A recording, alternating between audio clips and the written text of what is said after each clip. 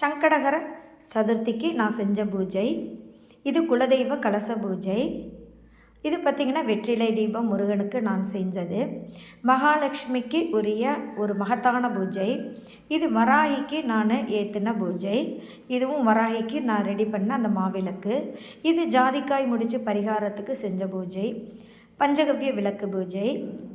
இது குலதெய்வ கலசத்துக்கு நான் ஏற்றின அந்த மாவிளக்கு பூஜை. மகாலட்சுமி பூஜை.